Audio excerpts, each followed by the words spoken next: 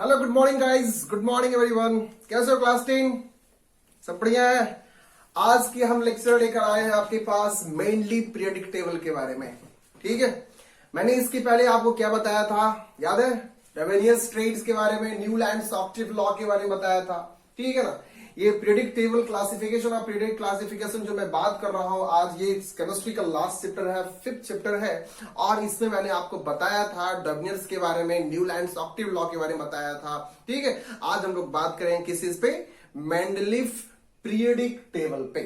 सबसे पहले ये समझना है आपको कि ये जो है ना, आपको फादर ऑफ पीरियोडिक टेबल यही है आपका, बाप रे पप्पा of periodic table, father of periodic table. इसी को ही बोला, इसी के नाम से जाना जाता है, मेंडलीफ पीरियोडिक टेबल के नाम से ही जाना जाता है।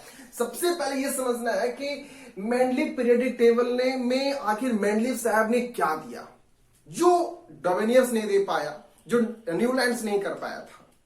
तो सबसे पहले यह ध्यान रखिएगा कि इसे आखिर फादर ऑफ पीरियोडिक टेबल्स क्यों कहा जाता है। देखिए, इसके पास, इस साइंटिस्ट के पास, ये रशियन साइंटिस्ट है, इनकी पूरा नाम क्या है? डिमेट्रिक इनोविच मेंडलीफ बोला जाता है। ठीक है ना। इनके नाम से आपकी पीरियोडिक टेबल में जो पीरियोडिक टेबल अभी आप देखोगे, है ना, ये जो मॉडर्न पीरियोडिक टेबल देखोगे, इसमें 101 एलिमेंट जो है, 108 एलिमेंट जो है, जिसकी एटॉमिक नंबर 108 बोले तो 101 एलिमेंट जो आपकी है, पूरी नहीं, मतलब कि हर एक एलिमेंट है जिसकी नाम है क्या? मेंडलियम नाम है उसका, इसी के नाम से वहां पे रखा गया है। इसका मतलब है कि ये मेंडलीफ साहब ने बहुत ही अच्छी शानदार इसमें अपनी परफॉर्मेंस दी है और सारी प्रॉपर्टीज के बारे में बताया है कि कौन चीज क्या होता है। ठीक है, क्योंकि इसके पास डिटर्मिनेशन थी अपनी, इनकी लक था कि मैंने कुछ करूंगा इस चीज को। ठीक है, और ये जितने भी ये अपने इनोवेट किए हैं, साइंटिफिक का काम किया है, रिसर्चेबल किए हैं, ये डेडिकेट किए हैं किनके नाम से? अपनी मां के नाम से। तो सबसे पहले हम लोग ये देखेंगे गाइस, आज हम लोग इस चीज से मेंडलीफ पीरियोडिक टेबल से आज हम लोग प्यार करने जा रहे हैं। ठीक है, सबसे पहले जानेंगे मेंडलीफ पीरियोडिक टेबल क्या है। वाह, प्यार से देखो, एक बात याद आ गया, प्यार से एक चीज याद आ गया। क्या आपको कुछ पता है? जैसे देखिए, एक बात बोलता हूं, जैसे लोग कहते हैं ना कि प्यार के बारे में अगर बोलते हैं ना, जैसे हम कह सकते हैं कि मुझे प्यार करने नहीं आता, तुझे प्यार नहीं आता, तुझे प्यार करने नहीं आता, मुझे प्यार करने नहीं आता, तुझे प्यार करने नहीं आता। इस दुनिया में दो ही तरीके हैं, एक तुझे नहीं आता, एक मुझे नहीं आता। इसलिए कोई बात नहीं है, ध्यान रखिएगा इस चीज में। तो उस समय को प्यार से नहीं चलना। हम लोग बात करेंगे मेंडलीफ पीरियोडिक टेबल में, बात करेंगे जो 1872 में दिया गया। देखिए, सबसे पहले समझेंगे कि मेंडलीफ पीरियोडिक टेबल में क्या मेंडलीफ साहब ने क्या बोले थे। मेंडलीफ पीरियोडिक एलिमेंट जो किया है, मतलब कि इसमें जो एलिमेंट का जो अरेंजमेंट किया गया है, इसमें जो एलिमेंट का अरेंजमेंट किया गया, ये सेम ऑर्डर आपके एलिमेंट की अरेंजमेंट किया गया आपको increasing order of atomic mass पे किया गया है। देखिए, इन्होंने एक्सपेरिमेंट क्या लिया था। सबसे पहले ये बात समझिएगा कि मेंडलीफ साहब ने क्या किए थे कि कार्ड लिए थे। उन्होंने न्यूलैंड्स की बात सुने कि न्यूलैंड्स ने भी क्या किया है, increasing order of atomic mass पे उन्होंने क्या किया अरेंजमेंट के। बात समझिएगा और गौर से, increasing order of atomic masses पे क्या क्या अरेंजमेंट किए। डार्विनियंस ने भी किया, लेकिन डार्विनियंस ने क्या किया था? 3 स्लॉट दिया था। न्यूलैंड्स ने क्या किया था? एक हम है ना म्यूजिकल टोन्स पे अरेंजमेंट किया था कि फर्स्ट वाला जो एलिमेंट की जो प्रॉपर्टीज है, 8 वाले एलिमेंट की प्रॉपर्टीज का दोनों का क्या होगा? सिमिलर होगा। लेकिन इन्होंने सोचा कि नहीं, ऐसा नहीं हो सकता है। इन्होंने क्या किया कि जितने भी एलिमेंट्स उस समय तक जो डिस्कवर था, कितनी था? 56 था। ठीक है, पूरी एलिमेंट को एक क्या किए? कार्डबोर्ड पे लिए। ठीक है, सारे कार्डबोर्ड पे एलिमेंट को लिए। उसके बाद प्रत्येक पे क्या किए? उस चीज का नाम लिखे हैं, A, B, C, D, जो भी यहां पे एलिमेंट है। अब क्या किए? इतना होने के बाद फिर एलिमेंट सजाए, फिर सजाए। उसके बाद उन्होंने सोचा, मंथन किया। मंथन ये किया कि इसमें कौन सी एलिमेंट का प्रॉपर्टीज एक जैसा है। अब उन्होंने देखा क्या कि बी वाले का प्रॉपर्टीज ए वाले की जैसा मिलता है, तो इसको क्या किया? फिर उन्होंने ऐसा अरेंजमेंट किया। ये वाले एलिमेंट की प्रॉपर्टीज इसके जैसा मिलता है, इसलिए क्या किया? इनको इस प्रकार से अरेंजमेंट किया। तो यहां ये बात समझना है कि मेंडलीफ साहब ने क्या किए थे कि increasing order of atomic masses पे उस चीज को अरेंजमेंट किए थे। लेकिन एलिमेंट जो है, एलिमेंट का जो अरेंजमेंट हुआ है, एलिमेंट का अरेंजमेंट हुआ है वो सिमिलर प्रॉपर्टीज पे अरेंजमेंट किया गया है। Similar properties, increasing order of atomic masses with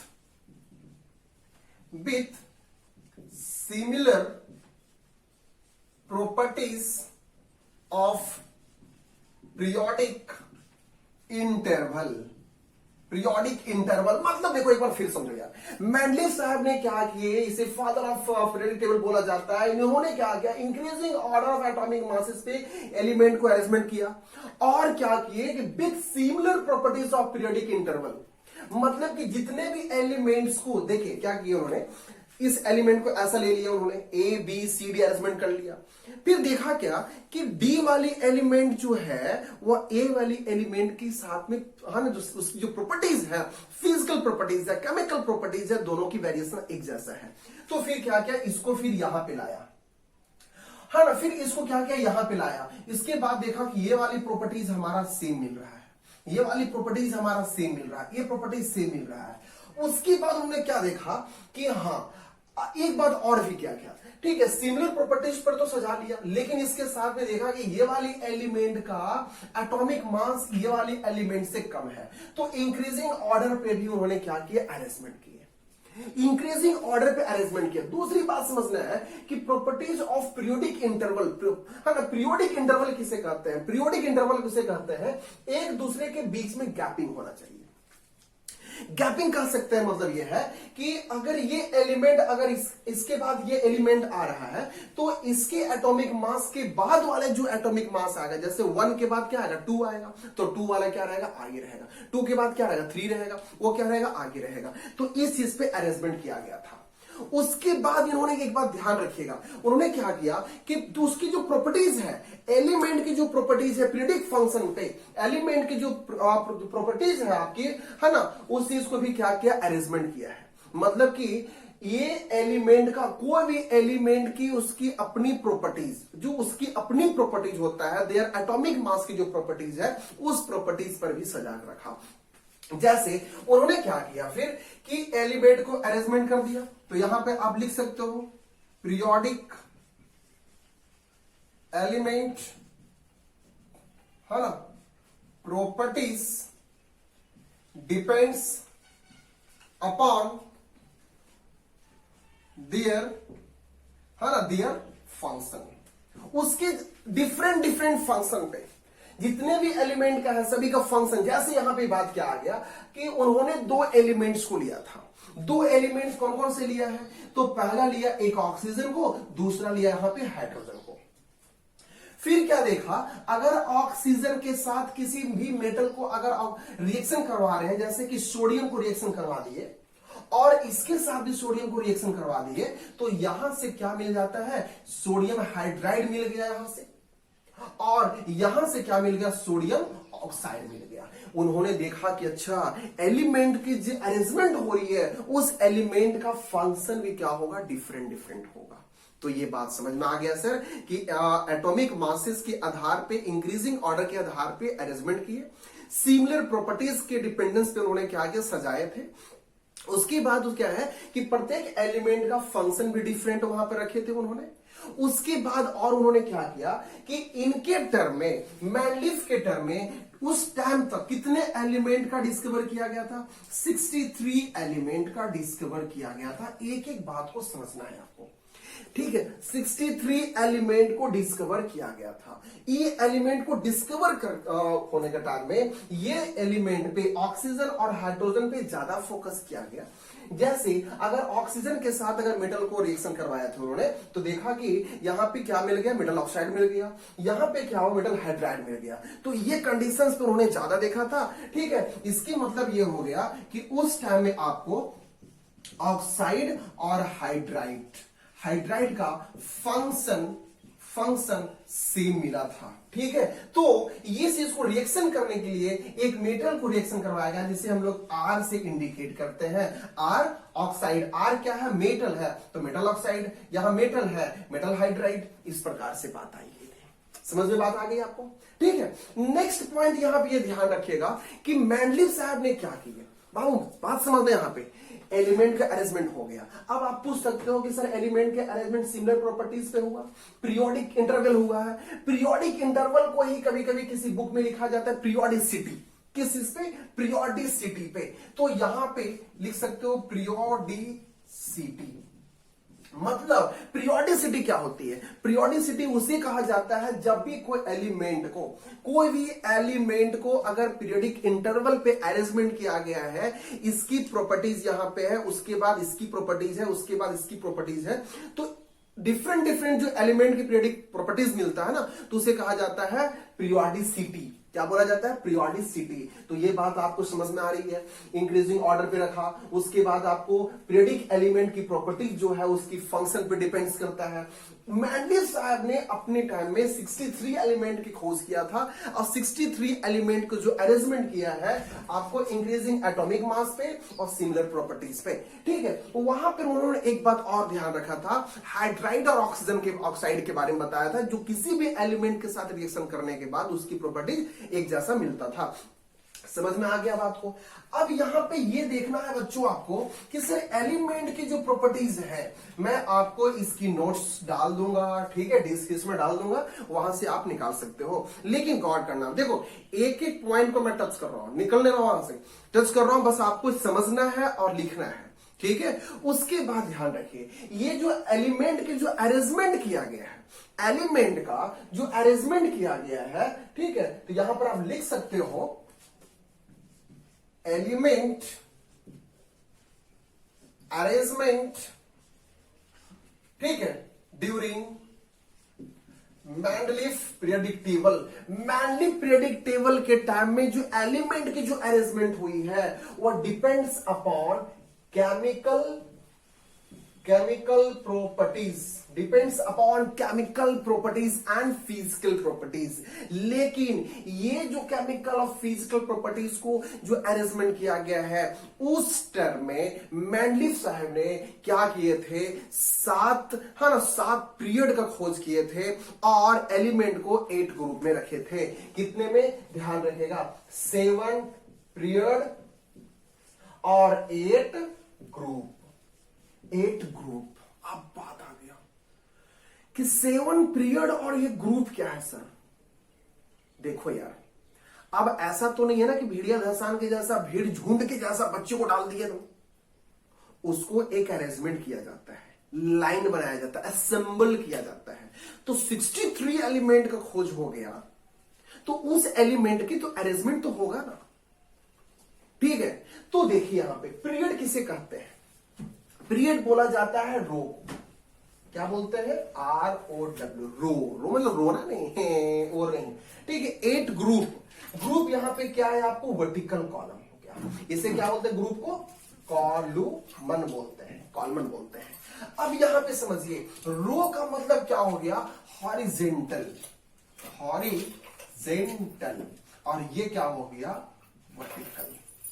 बात समझ में आ रही है? हॉरिजेंटल और वर्टिकल। अब देखिए यहां बच्चों आप कि हॉरिजेंटल और वर्टिकल किसे कहते हैं। जैसे देखो, ये आपको सपोज ये आपका पीरियोडिक टेबल का एक लुक दे रहा हूं मैं आपको, ठीक है। ये हो गया आपका स्लॉट, इस प्रकार से स्लॉट बना हुआ है, ये इस प्रकार से स्लॉट बना हुआ है। बात समझ में आ रही है? ये ऐसा बना हुआ है आपको 1 2 3 4 5 6 7, और यहां पे एक और ले लीजिए आप, देखिए 1 2 3 4 5 6 7 8। क्लियर हो गया? अब यहां पे देखो, ये जो इस प्रकार से जो स्लॉट बना हुआ है, तो हॉरिजेंटल वाले को क्या बोला जाता है? पीरियड कहा जाता है। मतलब देखो, इधर वाले को क्या बोलेंगे? 1 2 3 4 5, 2 और बना लीजिए आप, 2 और बना लीजिए आप, 6 7। मतलब ये वाले जो है, इधर वाला जो है हॉरिजेंटल है, इसे क्या कहेंगे हम? पीरियड। क्या बोलेंगे? पीरियड। पीरियड कितना होता है? 7 होता है। कितना होता है 7 होता है। इधर वाले साइड में देखो, इधर वाले में 1 2 3 4 5 6 7 समझ में आ रही है। लेकिन ये वर्टिकल वाली जो ग्रुप है आपका, वर्टिकल कॉलम जो है इस प्रकार से जो देख रहे हो आप, ये क्या हो गया आपको ग्रुप है। ग्रुप को ही क्या बोलते हैं कॉलम बोलते हैं। क्या बोलते हैं कॉलम। मतलब ये हो गया हॉरिजेंटल को बोला जाता है रो, हॉरिजेंटल रोज। हॉरिजेंटल रोज को उन्होंने क्या नाम दिया था पीरियड। क्या नाम दिया था पीरियड के रूप में। तो पीरियड कितना है 7 पीरियड है। और कॉलमन क्या है तो सर वर्टिकल वाली जो रोज है, वर्टिकल वाली जो है कॉलम कहते हैं वर्टिकल कॉलम। और वर्टिकल कॉलम को क्या बोले ग्रुप। तो ग्रुप कितना है 8 ग्रुप है। आज भी मॉडर्न पीरियडिक टेबल में भी ये वाली बात उनकी रखी गई है। आज भी हमारी मॉडर्न पीरियडिक टेबल में यही है 7 पीरियड और 8 ग्रुप। 7 पीरियड और 8 ग्रुप आज भी हमारे पास है। इसको जल्दी है ना, इसे जल्दी आप नोट्स में डालिए, उसके बाद में बताता हूं। जल्दी से डालो आप।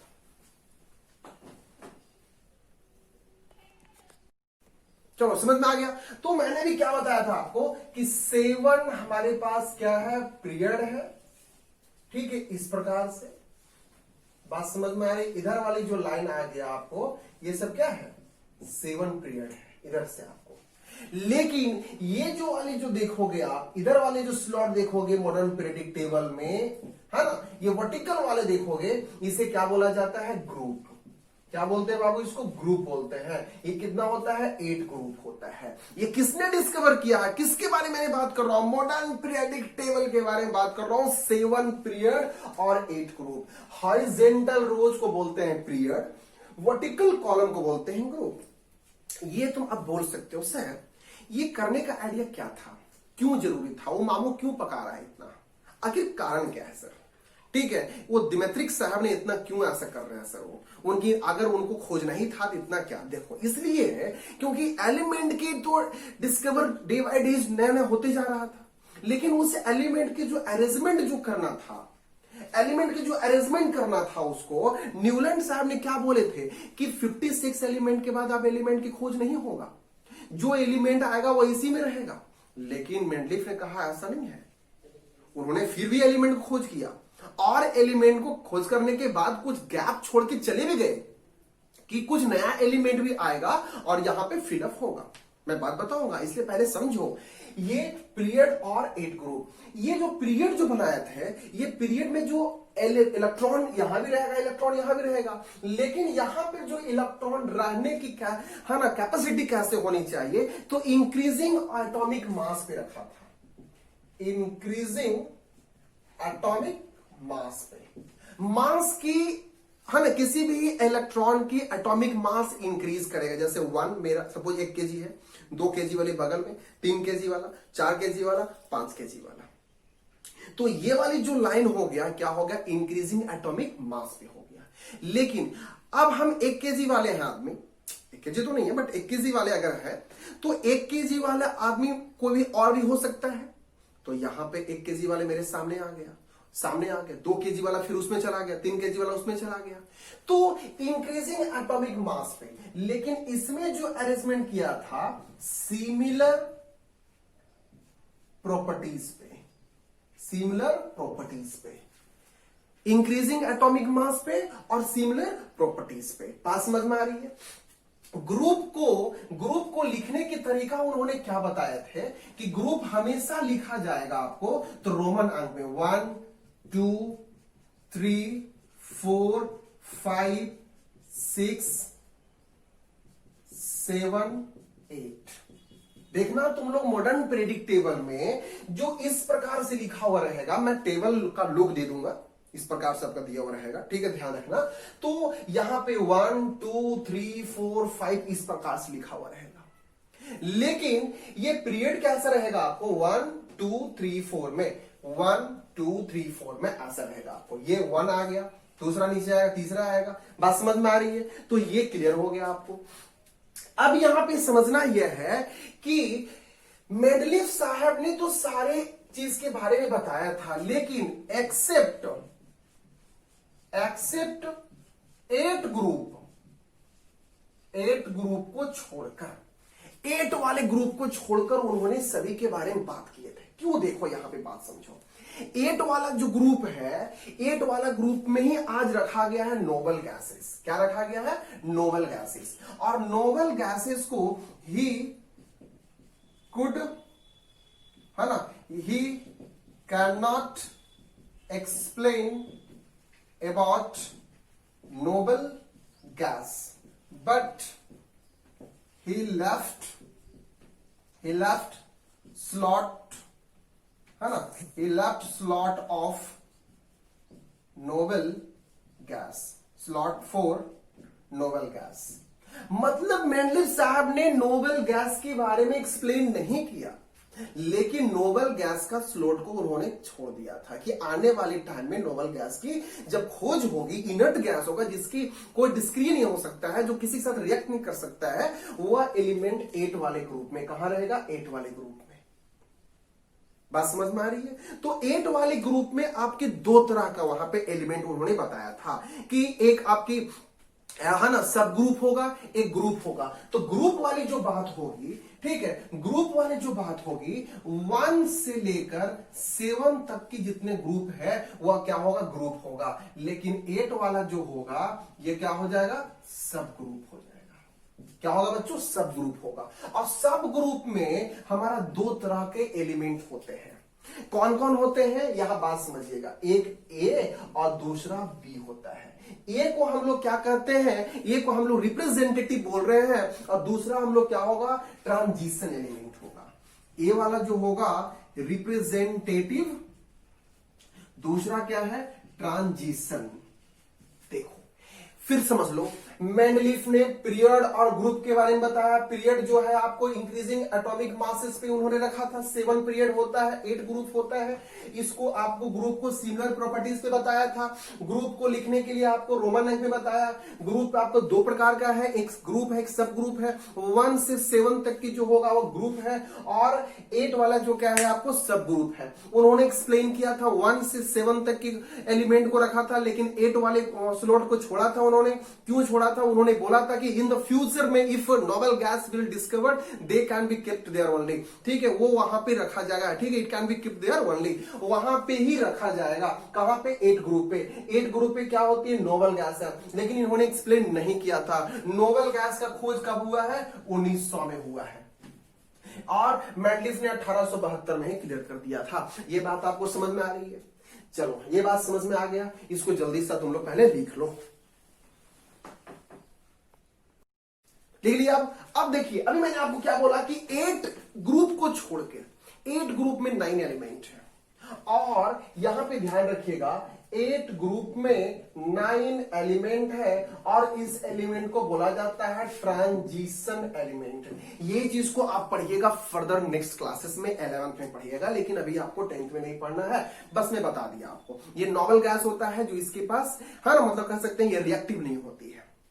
आर्गन करो, है ना, फ्लोरीन सब आता है आपको, तो ये चीज को समझिएगा। आपको जेनन, आर्गन, रेडन सब होता है ना आपको, ठीक है। तो ये क्लियर हो गया।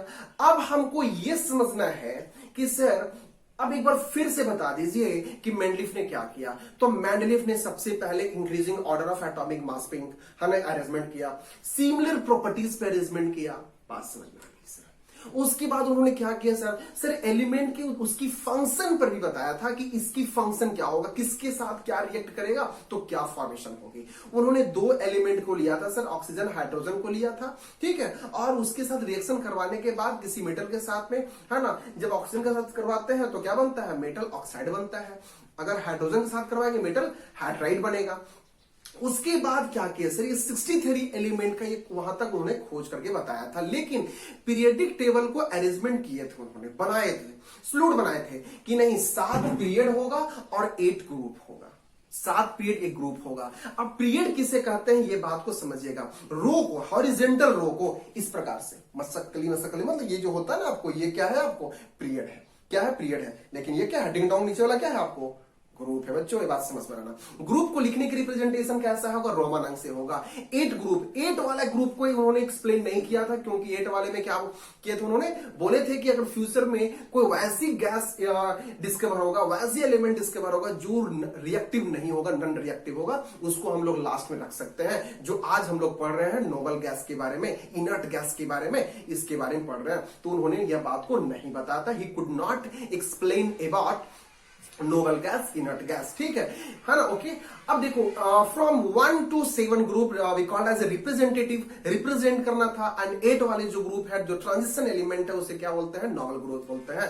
ये बात समझ में आ गया। अब ये बोलोगे सर ये जो हॉरिजेंटल रोज है, वर्टिकल कॉलम है, हॉरिजेंटल रोज में किसी एलिमेंट को किस आधार पे रखा है, इंक्रीजिंग एटॉमिक मास पे रखा है, इंक्रीजिंग एटॉमिक मास पे। लेकिन वर्टिकल कॉलम में कैसे रखा गया है, उसको सिमिलर प्रॉपर्टीज पे, जिसका जैसे कि है ना, पहला आ गया तुम्हारा, जैसे आज तुम्हारा लिथियम, सोडियम, है ना, यहां पर आ गया। तो ये सोडियम, मैग्नीशियम, पोटेशियम जो आ गया, तो टू वाली जो वैलेंसी इलेक्ट्रॉन है, नंबर ऑफ जो सेल है आपका, नंबर ऑफ इलेक्ट्रॉन है, तो 2 वाली जो वैलेंसी है, तो 2 को 1 में रखा गया, 1 वाले को 1 में रखा गया, 3 वाले को 1 में रखा गया, 4 वाले को 1 में रखा गया। तो इस प्रकार से रखने के काम किए हैं। अब ये बात समझना है कि सर और उन्होंने क्या किया था। अब ये समझो, तो ही could explain about the atomic mass of certain element.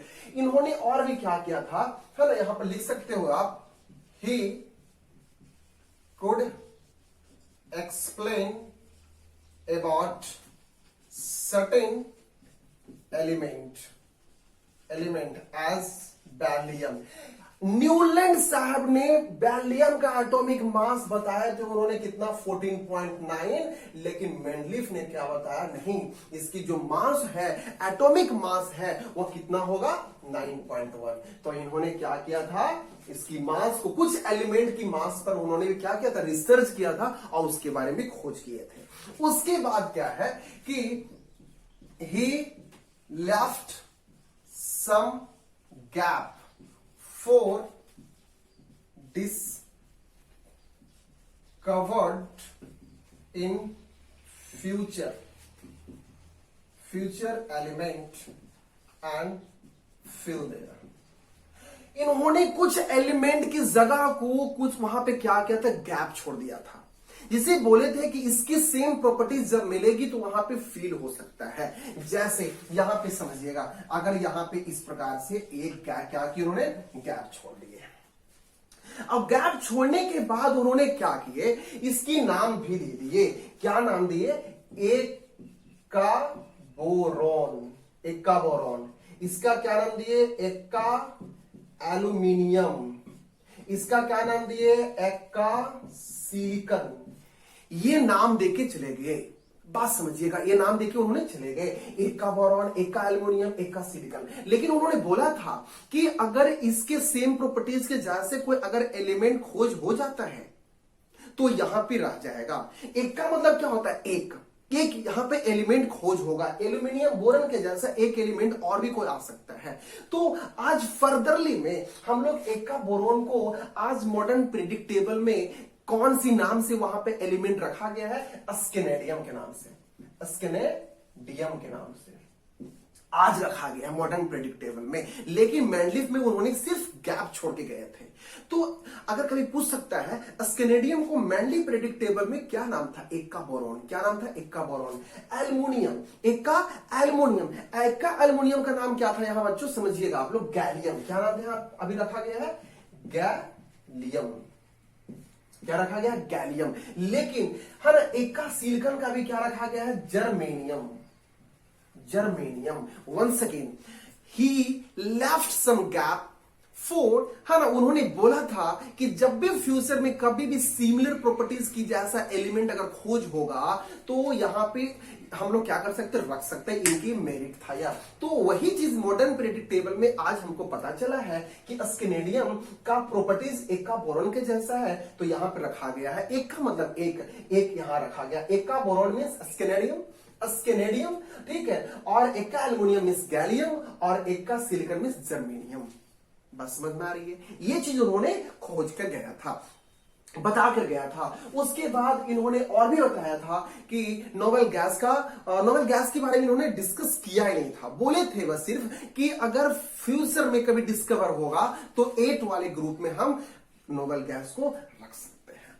लेकिन एलिमेंट को किसी भी तर्ज पे रखने के लिए 2 फैक्टर काम होती है, physical quantities and chemical. Physical properties mean जिसके पास डेंसिटी हो, मेल्टिंग पॉइंट हो और कह सकते हैं बॉइलिंग पॉइंट हो। लेकिन केमिकल प्रॉपर्टीज उसे कहते हैं जो एलिमेंट किसी भी रिएक्शन कर जाता हो, जैसे कह सकते हैं कि केमिकल प्रॉपर्टीज में अगर हाइड्रोजन के साथ रिएक्शन कर गया तो हाइड्राइड बन गया, ऑक्सीजन के साथ अगर रिएक्शन कर गया तो ऑक्साइड बन गया।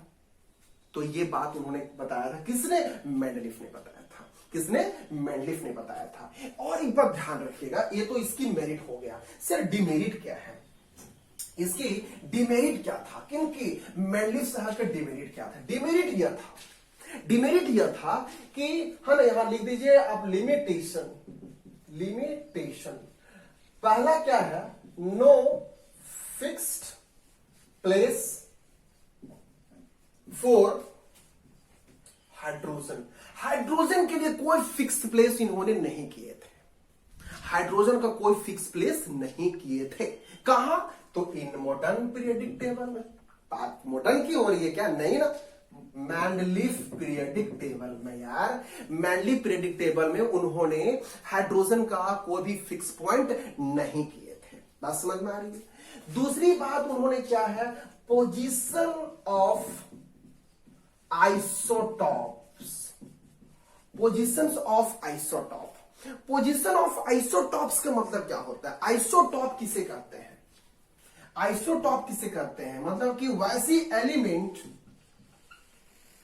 जिसका सेम एटॉमिक नंबर हो बट डिफरेंट एटॉमिक मास हो। सेम एटॉमिक नंबर हो और डिफरेंट एटॉमिक मास हो। बात समझ में आ रही है? आपको लग रहा होगा सर तो भूलते जा रहे हैं। अरे यार समझो बात को। मेंडलीफ का मैंने प्रॉपर्टीज बताया। मेंडलीफ रशियन साइंटिस्ट था। पूरा नाम क्या था? है ना, दिमित्री इवानोविच मेंडलीफ नाम था। मेंडलीफ के नाम से हमारी मॉडर्न पीरियोडिक टेबल में 101 जो एटॉमिक नंबर जो एलिमेंट है, मेंडलीफियम नाम जो है वो इनके नाम से रखा गया है। ये टोटल डेडिकेशंस अपनी माँ पे दे दिए हैं कि हम माँ के पर्पज से हम इतने चीज को हम खोज किए हैं। ये सारा चीज मेरे उनकी डेडिकेट करता हूं मैं। उनके अंदर क्या था? आपकी पॉपुलेशंस थे, उनके अंदर डिजायर था कुछ काम करने का। ये बात समझिए। मेंडलीफ साहब ने क्या किए कि दोनों को बात को लिए थे। किस चीज को लिए थे? न्यूलैंड्स को और डार्विनियंस को। और मेंडलीफ को ये मॉडर्न मेंडलीफ पीरियोडिक टेबल में, मतलब कि पीरियोडिक टेबल को बप्पा ऑफ केमिस्ट्री बोला जाता है। बप्पा ऑफ कह सकते हैं पीरियोडिक टेबल बोला जाता है। इनको कोई प्यार की भाषा नहीं आता है, नहीं प्यार इसे करना आता है, नहीं प्यार उसे करना आता है। बस दोनों को फिक्स रहता है। ये बात समझिएगा आप लोग, ठीक है? बस यहाँ पे मुंह फुला फुली रहता है, ये बात ध्यान रखना है ना। अब यहाँ पे ये क्लियर हो गया आपको कि मेंडलीफ साहब ने क्या किया? इंक्रीजिंग ऑर्डर पे अरेंजमेंट किए थे, जो सिमिलर प्रॉपर्टीज पे कवर किए थे। उसके बाद उन्होंने क्या किया?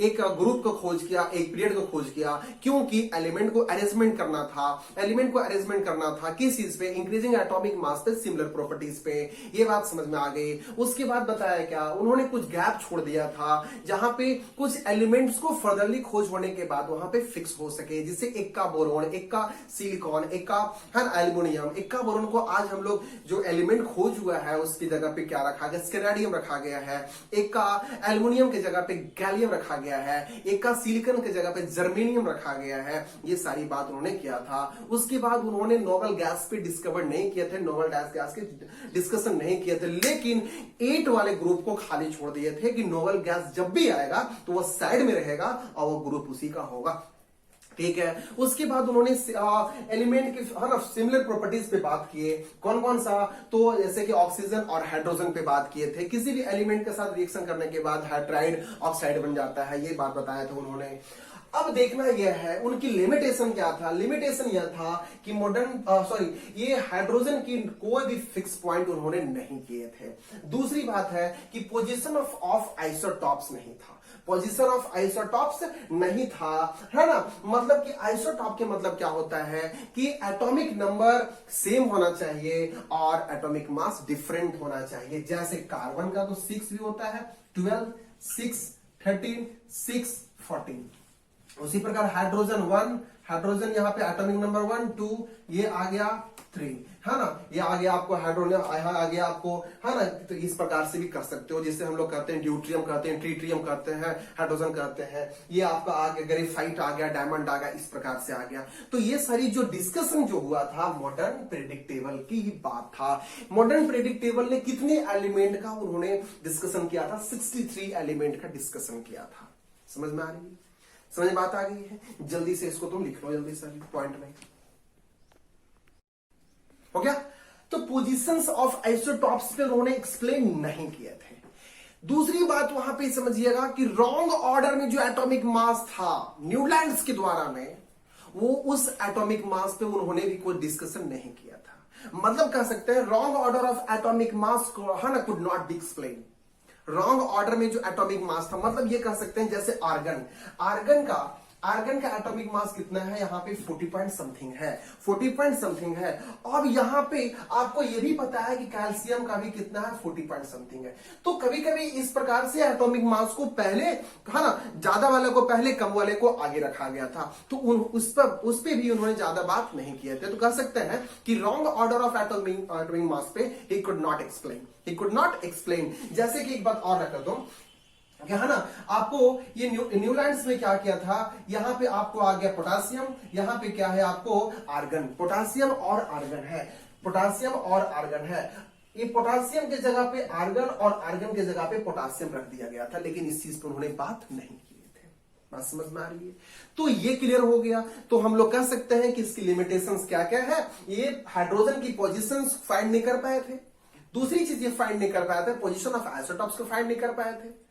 सिर्फ एटॉमिक मास जो रॉन्ग ऑर्डर में रखा हुआ था उस पर भी उन्होंने could not explain on wrong atomic mass by Mendeleev. But फिर भी he will be a great man for the arrangement of atomic masses, in increasing of atomic masses in predictable, and ये कह सकते हैं कि इनके नाम पे भी आज एटॉमिक नंबर 101 में मेंडलीवियम इनके नाम से रखा गया है एक एलिमेंट। और ये बहुत ही अच्छे ग्रेट साइंटिस्ट माने जाते थे, लेकिन ये कुछ बात पे एक्सप्लेन नहीं कर पाए थे। तो हम लोग नेक्स्ट क्लासेस में पढ़ेंगे मॉडर्न पीरियोडिक टेबल के बारे में। मैंने मेरिट, डिमेरिट सारी चीज बता चुका हूं। आप ये समझना कि पीरियोडिक जो फंक्शन होती है वो डायरेक्टली प्रोपोर्शनल होती है एटॉमिक मासेस का। जितने भी पीरियोडिक इंटरवल होता है वो डायरेक्टली प्रोपोर्शनल होता है एटॉमिक मासेस का। जैसे जैसे पीरियोडिक एलिमेंट इंक्रीज करेगा एटॉमिक मास भी इंक्रीज करेगा। और भी कोई बच्चों समझ में आ गया? क्लियर हो गया? आपको समझ में आ गया ना? ओके। तो हम लोग डे बाय डे क्या करें, डिस्कशन करेंगे। एक टॉपिक आपको दे रहा हूं मैं। नेक्स्ट वाली जो क्लासेस होगी वो मैं बताऊंगा आपको मॉडर्न पीरियोडिक टेबल के बारे में। इसलिए आज के लिए इतना ही। नमस्कार, थैंक यू गाइज। एंड सारे बच्चे के लिए, सारी क्लास 10 के लिए मैं मेरे तरफ से, अपने भाई की तरफ से, अपने टीचर की तरफ से, अपने जो भी आपके लिए मैं जो हूं, ठीक है, all the best my dear student, and love you guys all.